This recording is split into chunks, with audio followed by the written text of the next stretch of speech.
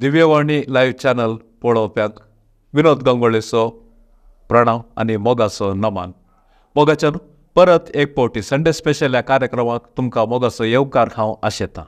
वय आज आमी एका विशेष विशयाचेर हांगासर एक संवाद चलयता आनी तो विशय जावन आसा भाग्यवंत जागे. भाग्यवंत जागे आमकां आयकूंक मेळटा भोव अपुर्बायेची एक विशय जावन आसा आनी आमकां एक विशेष रितीची विशय मनशांची कांयच दुबाव ना. ह्या जाग्यांक भेट दिवचे खातीर लोक भक्तीक इस्रायलाक तवळ तवळ विशेष रितीर थंयसर पैणकार आसात. आनी ह्या भाग्यवंत जाग्या विशयांत चडीत जाणा जावचे खातीर आमचे संगी हांगासर आसात मनादीक दोतोर प्रतापानंद नायक. तर सर्व आमच्या विक्षकाच्या नांवे आमी तांकां मोगाचो येवकार आशेता. फादर, ह्या अपुर्बायेच्या कार्यक्रमाक तुमकां मोगाचो येवकार. देव बरें करूं. फादर, हांवें येदोळच सांगलें भाग्यवंत जागे. भाग्यवंत जागे म्हणटना सडावत जावन आमच्या मना भितर उदेवचे इस्रायल. आनी ह्या इस्रायलांत आमकां आमच्या समोर्तीक रिलेटेड जाल्ले भाग्यवंत जागे आसात. आमचो लोक थंयसर वचूंक वरत्या आतुरायेर आसा. विविध जाग्यांनी थंयसर वचून बायबलांतल्या त्या एका गणिताक साक्षरल्या जाग्याक भेट दिवचे वरत्या गरजेचे पूण आमकां तांच्या थोड्याच्या मतीन तें आसा. देखून ह्या विशयांत तुमचे अभिप्राय कितें फादर? पयले सुवातेर विविध धर्माच्यांक तांचे पवित्र जागे वा भाग्यवंत जागे अशे आसात. मुसलमानांक मक्का मदिना आसा. हिंदू लोक घेतलो जाल्यार तांकां काशी आसा, गोकर्ण आसा, रामेश्वर आसा, तिरुपती अशें आसात. आतां आमकां क्रिस्तांवांक भाग्यवंत जागो खंयचो एक आमी समजून घेवंक जाय. जेजू संवसारांत येतच हो सगळो संवसारच पवित्र जाला. ताच्या जल्मान, ताच्या मरणान आनी चड करून ताच्या पुनर्जिवनपणान. म्हळ्यार पळोवंक गेल्यार सगळो हो संवसारच पवित्र. देखून आमी तो सांबाळूंक जाय न्ही. आतां आमी म्हणटा पर्यावरण सांबाळा, परिसर सांबाळा अशें कित्याक म्हणटा? म्हळ्यार तो देवान दिल्ली पृथ्वी ही पवित्र, ती सांबाळची जबाबदारी आमची आनी ती आमी आमच्या काळा उपरांत आमच्या भुरग्या बाळांक दिवंक जाय, तांणी तांच्या भुरग्या बाळांक दिवंक जाय. हें एक पयलें चिंतप आमी स्पश्ट जावंक जाय. बरें, आतां धार्मीक नदरेंतल्यान आमी आतां इस्रायलाक पवित्र जागो म्हणटा. कित्याक जेजू त्या वाठारांत जल्मालो, तो थंय सकट भोंवलो, थंयच तो मरण पावलो आनी थंय तो सर्गार गेलो. देखून त्या वाठाराक आमी पवित्र जागो म्हणटा. पूण तो जागो पवित्र म्हणल्यार हेर जागे अपवित्र न्हय. आतां थंय वचूंक जाय अशें आसा. कोणाक वचूंक मन आसा ती वेतात. पूण गेली म्हणून तांचेर कितलो प्रभाव पडलो हें चड गरजेचें. हांव सक्कट तीर्थस्थानाक भेट दिली आनी मागीर हांव आदलोच उरलो जाल्यार मागीर त्या जाग्यांक भेट दिवन कितें फायदो? ते एक जागे पळोवंक गेल्ले बरें जालें न्ही. एक नवो जागो हांव पळयलो, आयलो. पूण तूं जर भाग्यवंत जाग्याक म्हूण वेताय आनी तूं तो जागो भाग्यवंत म्हूण बांदून घेताय तर तुजें जिवीत इल्लें तरी भाग्यवंत जावंक नाका. ती भेट जातच. ती जावना जाल्यार मागीर कितें फायदो थंय वचून तुवें? हें म्हजें सवाल. तुका मन आसा, तांक आसा, वच. आमकां अशें कांय ना आमच्या धर्मांत भाग्यवंत जाग्याक तुवें मरच्या पयले वटी वचूंक जाय अशें कितें कांय ना. असलें चिंतप ना. तसलें चिंतप कांय धर्मांनी आसा. अमक्या जाग्यार गेल्यार तुजीं पातकां बोगसातात आनी कितें आसा. बरें, तें तांचो भावार्थ तो.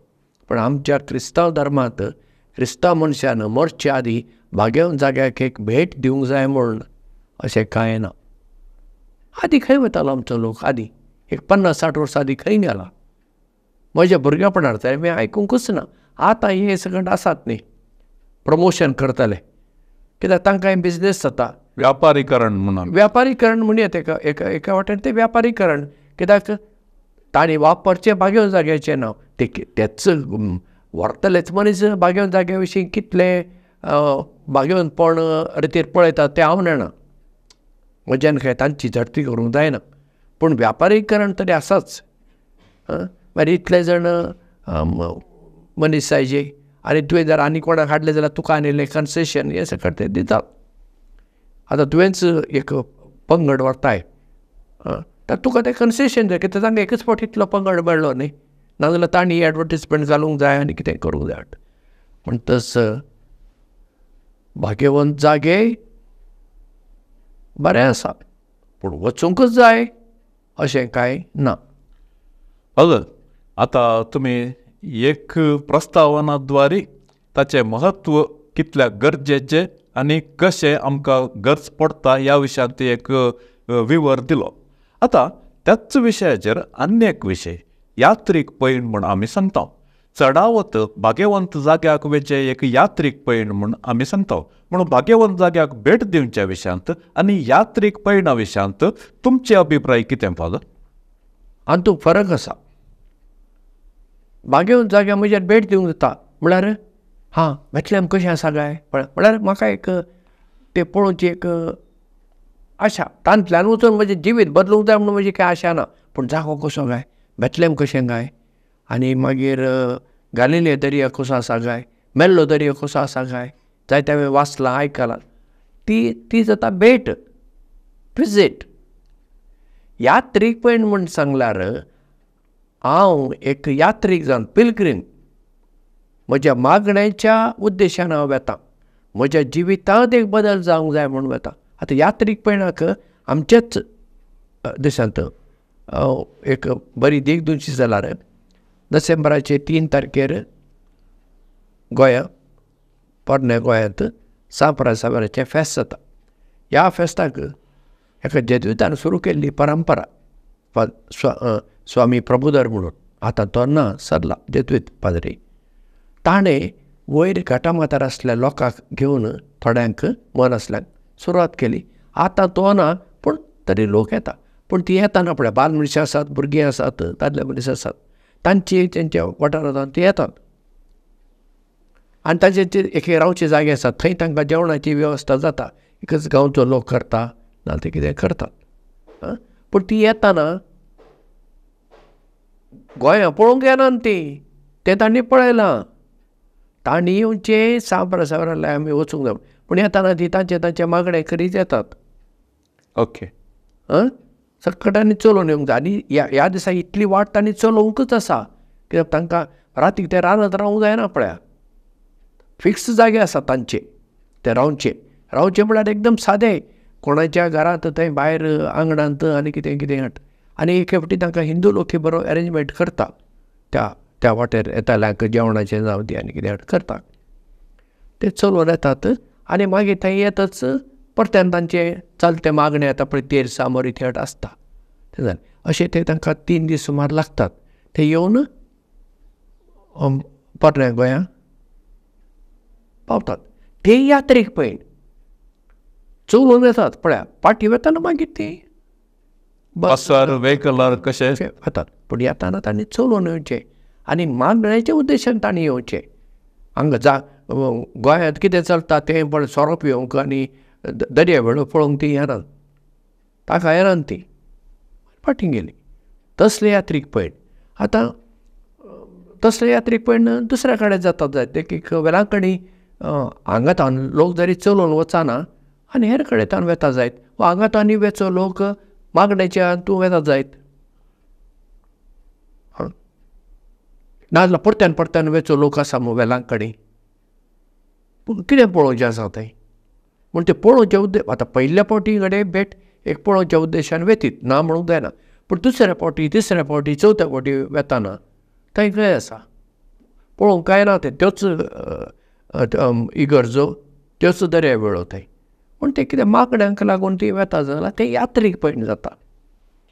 सो तशें आतां यात्रेक पयणाचे आनी दुसऱ्या एका भाग्यवन जाग्याक भेट दिवच्या विशयांत दोन रितीची चिंता आसा म्हूण सांगून तुमी आतां आमच्या विक्षका संगी तुमी वंटून घेतले. होय. आतां येदोळ आमी सांगता भाग्यवंत जागे आतां प्रस्तावनांत आरंभ केल्या आमी.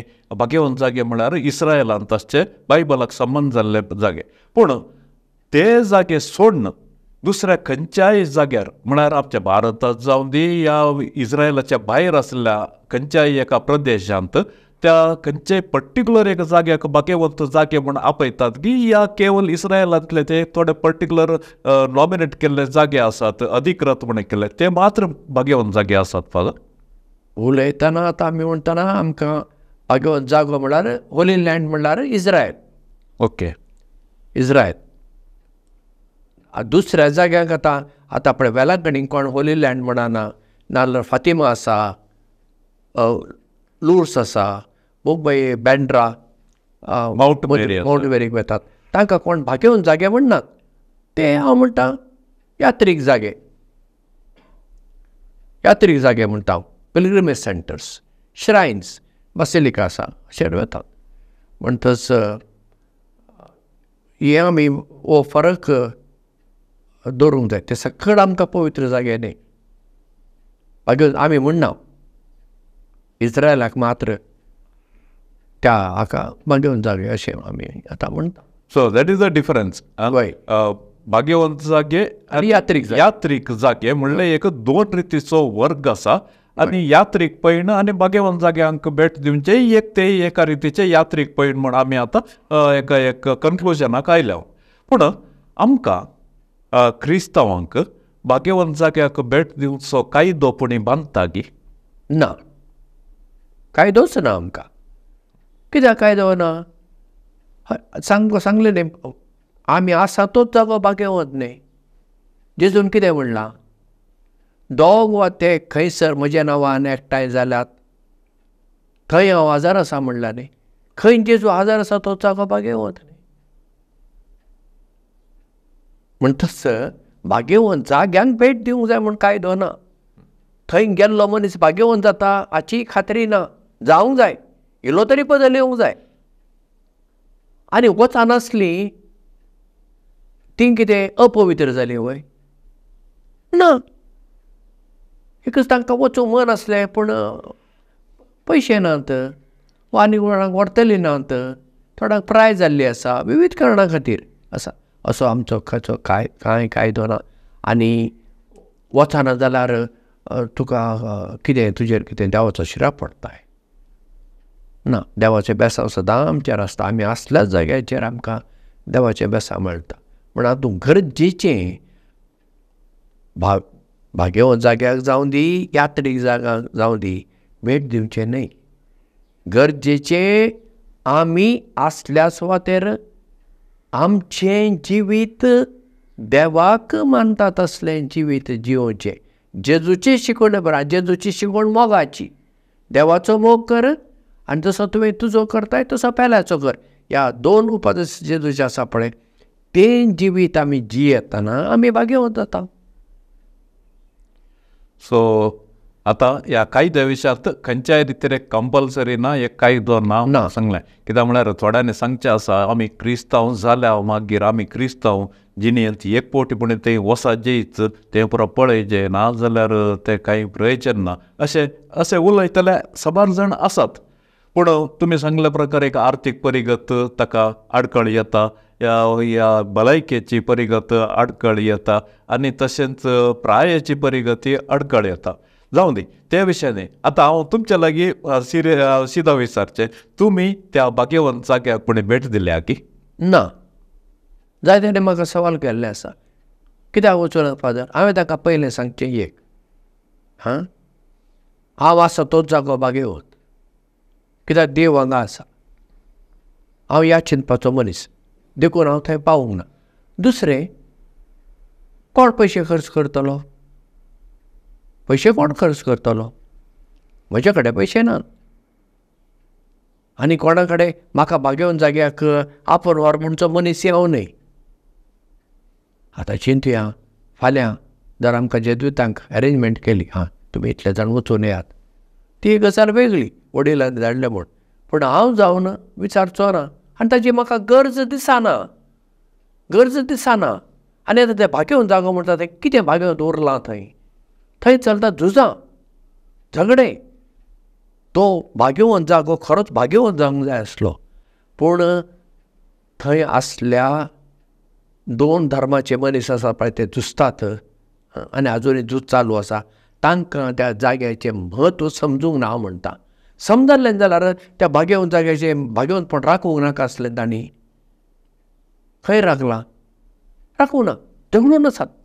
आनी तांकां मारचें तांणी हांकां मारचें अशें हें चल्लां.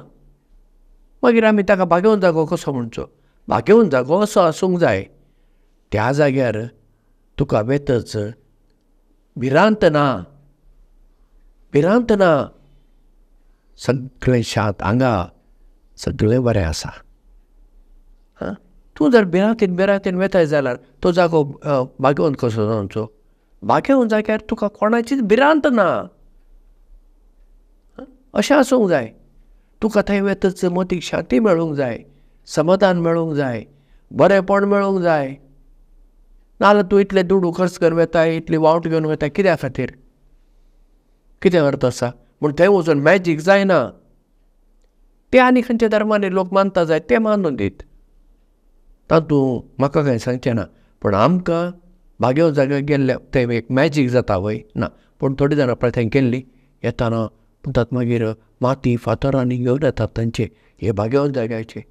हांव ताका 1 पयसाचें मोल दिना. ती माती हे कितें भाग्यवंत आनी हांगाची माती कितें अपवित्र? जी माती देवान रचला थंय त्याच देवान हांगाय रचला मग वैफळ मागीर थंयचें उदक पवित्र आनी हांगाचें उदक अपवित्र? तितलें मात्र न्ही. तें तर येताना दुसरे रिलिजियस आर्टिकलान हाडून येतात, इमाजी हाडून येतात, कोंता हाडून येतात, इस्रायल दोन हाडले, भाग्यवंत जाग्यातून हाडले. असले एक ट्रेंड आमच्या सोसायटीन आमच्या एका समाजींत आसा. ह्या विशयांत कितें? ह्याच्या विशयांत हांवें सांगलां ते कोंता रोमान तांणी ते शॉपार विकतात, तयार जाल्ली इटलीन न्हय आनी खंय तरी ते शॉपार ते हाजेर बाप साहेबाचे आशिर्वाद घाला. हांवें सांगलां हाच्या पयल्या सांग बाप साहेब आशिर्वाद घालता थंय जावन आनी हांगा हातांत कोंतान धरून कितलीं जाणां आसात ताजेर पडले आनी बाप साहेब आशिर्वाद सगळ्या संवसारान आसल्या मनशांचेर पडटा. देखून त्या वस्तूंक हे सगळें परतें व्यापारीकरण आनी ह्या लोकांचे एक चिंतप आसा पळय ताजो ते फायदो उठयतात. तो विकतलोय जाणा तें कांय पवित्र न्ही म्हूण, पूण पयशे जातात न्ही.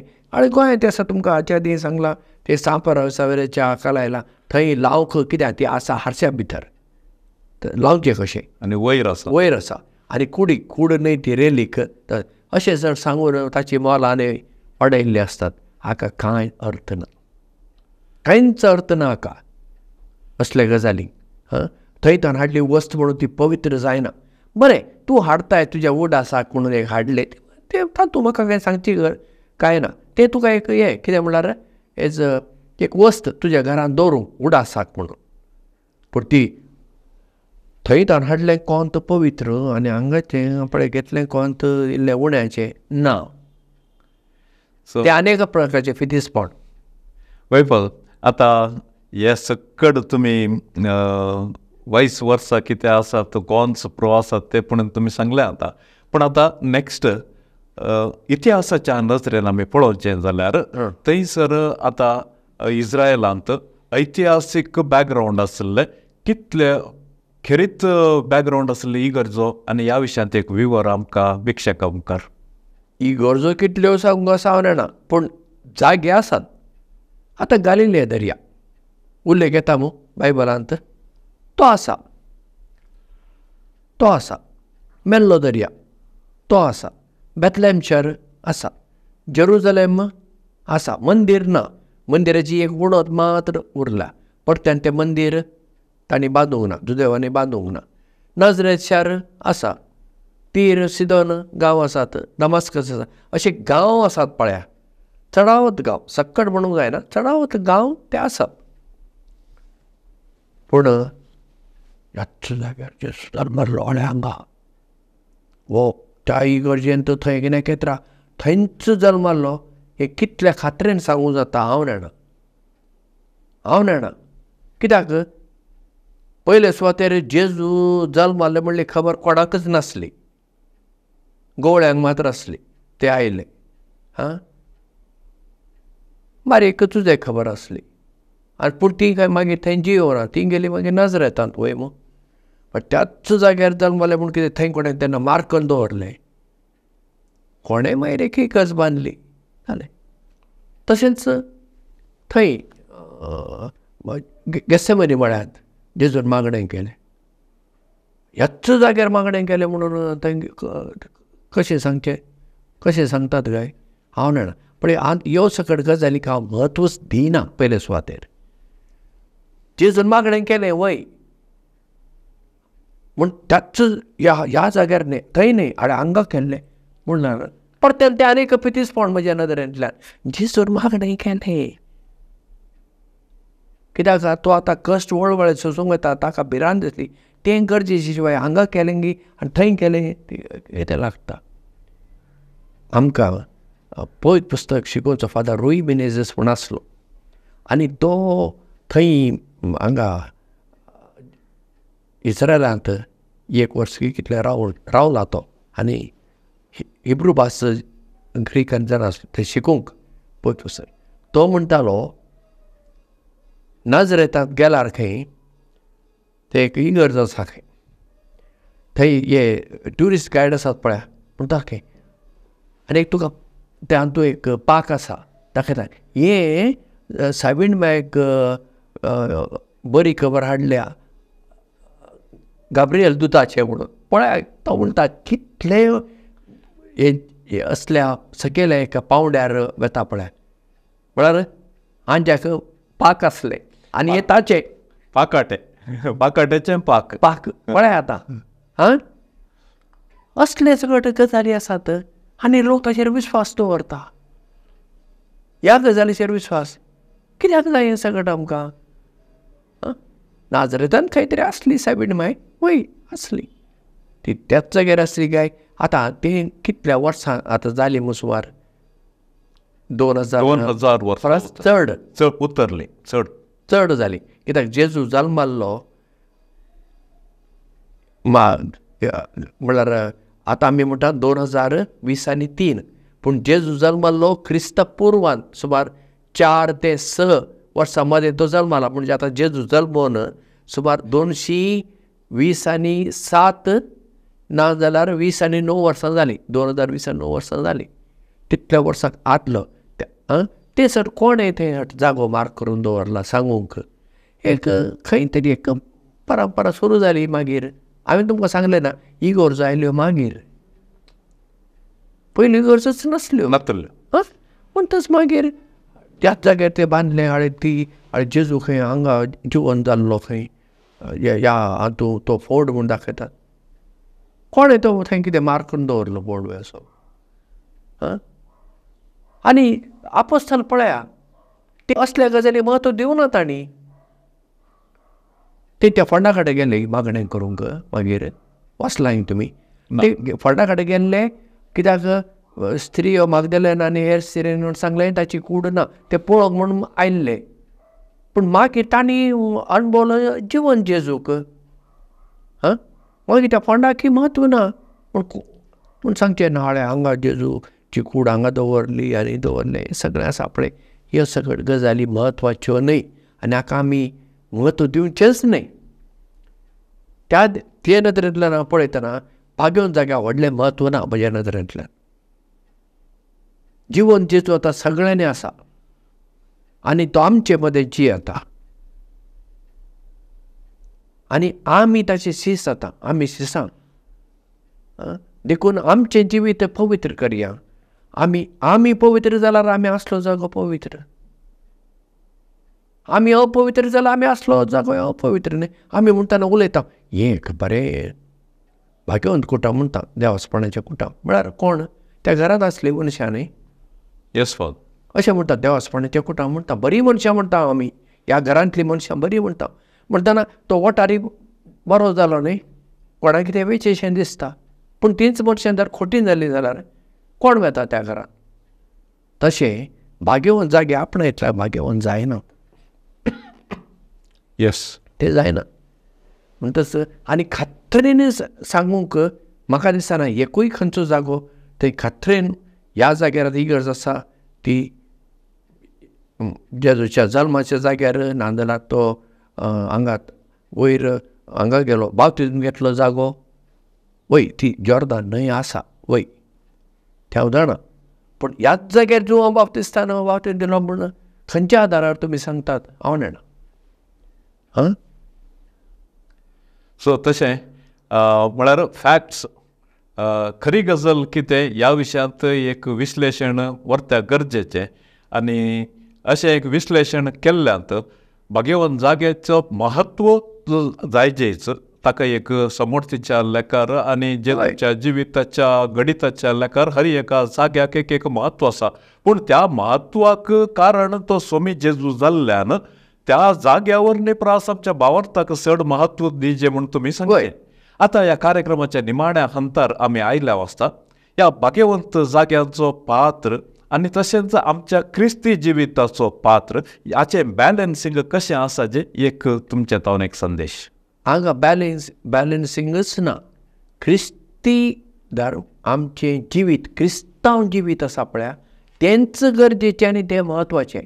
कित्याक आतां हांवें म्हजीच गजाल सांगली तुमकां, हांव थंय इस्रायलाक पावूंक ना आनी हांवें वचूंक जाय म्हणली आशाय म्हजे कडेन ना. पूण हांगासर हांव ज्या जाग्यार आसा त्या जाग्यार हांवें एक बरें क्रिस्तांव जिवीत जिवंक जाय, तो म्हजो कायदो आनी ती म्हजी आशा तो आसा. म्हणजे ते नदर पळय तें बॅलन्सिंग कांय करूंक ना. पूण कोणाक वचूंक मन आसा, हांव कोणाक आडयना, वचा, तुमकां वचूंक जाय वचा. पूण मागीर येतच तुमच्या जिविताचेर एक नदर मारा, कितलो प्रभाव पडलो. बरें, तूं थंय वचून आयलें आनी हांगा तुजे शेजारी कशें तोंड पळयनाय तूं, कितें फायदो. हांव म्हणटा तुवें वचनासतना बरें आसलें. मागीर तुवें म्हणून सगळ्या गांवार गाजोवंक पळय फोटो, हांव भाग्यवन जाग्यार भेट दिवन आयलें. तुजे शेजाऱ्या कडेन तूं उलयनाय, तुज्या भावा कडेन वा भयणी कडेन आनी कोणा कडेन तुजो संबंद बरो ना. मागीर बोगसाणाचें जिवीत खंय आसा. बोगसाणाचें जिवीत, जेजूची शिकोवणेचें जिवीत आमी हांगा जिवप चड आनी चड गरजे. आनी हाचेरच आमचें चुकता पळय. आमी म्हत्व मुखेल गजालींक दिना. इंग्लिशीन आमी प्रायमरी, सेकंडरी, टर्शियरी अशें म्हणटा. पयलें, दुसरें, तिसरें. आमी दिवचो म्हत्व असल्या तिसऱ्या गजालींक ना दुसऱ्या गजालीक. मूळ गजाल आसा, कोर, ताका दिना.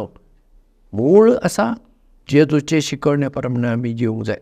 जेजूची शिकवण मोगाची, जेजूची शिकवण बोगसाण्याची, जेजूची शिकवण शांतीची, जेजूची शिकवण एकवटाची, भावपणाची, भयणीपणाची, जेजूची शिकवण सेवेची, त्यागाची. ते जावंक जाय. तुका थंय वचून हे सकट वाडटा. भोव बरी गजाल म्हणटा, भोव बरी गजाल. नाजाल्यार तुवें थंय एक फावटी न्हय 10 फावटी वचून तुज्या जिविताचेर कांय प्रभाव पडूंक ना जाल्यार हे सकट खडपाचेर उदक, नाजाल्यार आमी म्हणटा ओमत्या कोळशार उदक, कांय फायदो ना.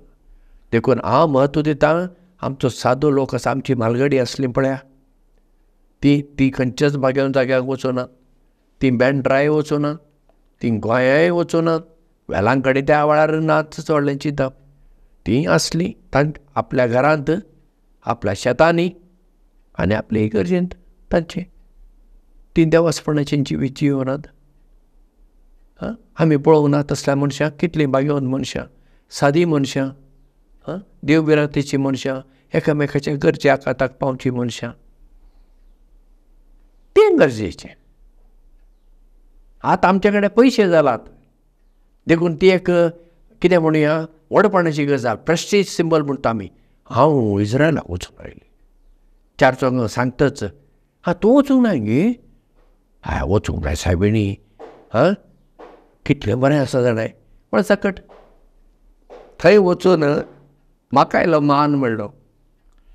म्हाका मान जोडूंक, म्हाका स्थान जोडूंक, म्हाका नांव जोडूंक हांव थंय वेतां, ताचो उल्लेख करता. कांय फायदो ना, कांय फायदो ना.